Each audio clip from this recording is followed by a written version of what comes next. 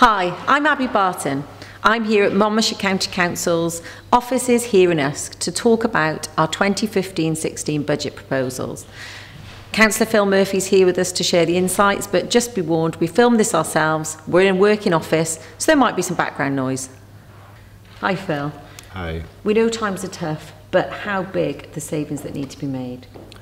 Monmouthshire is facing huge pressure to reduce costs and make money. We've had our grant cut by 4.5 million or so.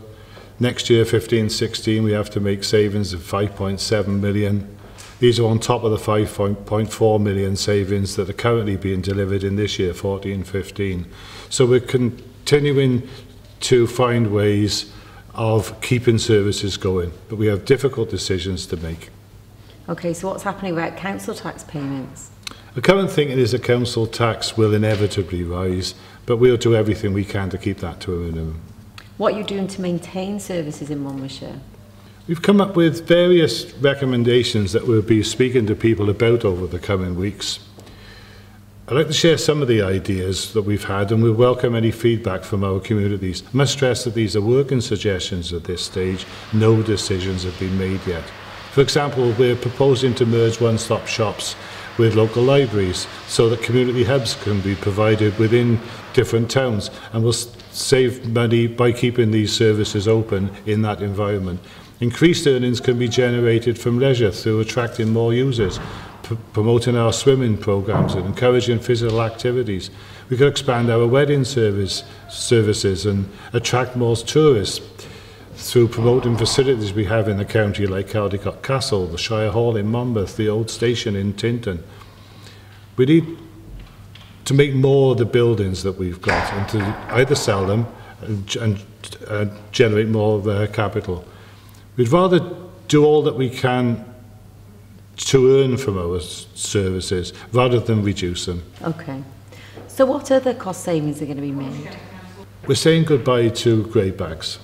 We're proposing that each household will still be allowed 2 rubbish bags per fortnight, but the grey bags will no longer be provided.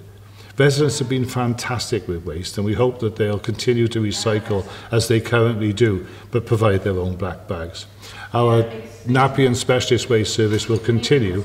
The collections will now be fortnightly, and the yellow bags can be put in with the black ones.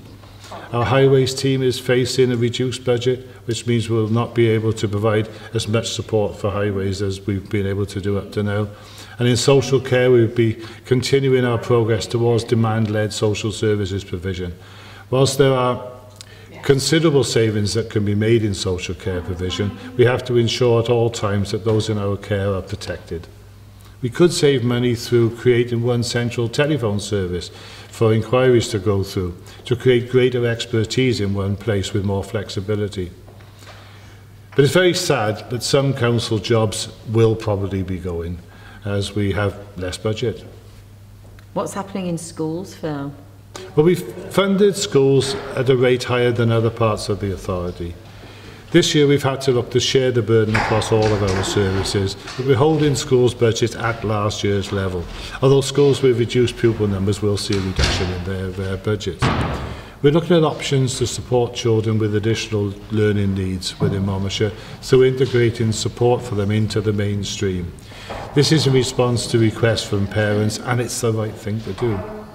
For school transport, we're proposing to move to statutory distances. So that's from 2 miles to 3 miles for secondary school pupils and from 1.5 miles to 2 miles for primary, which means fewer people will have transport provided for free. We'll continue with the reduction of some of the post-16 travel grants, and these changes will involve the rationalisation of some routes and dedicated pick-up points.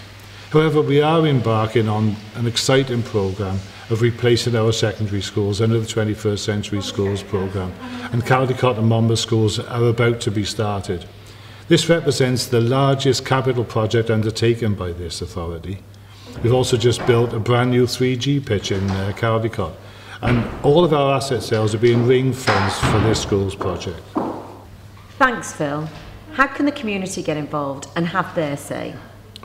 We're holding various engagement events across the county in early January, so I would urge people to come along and speak to us and have their say.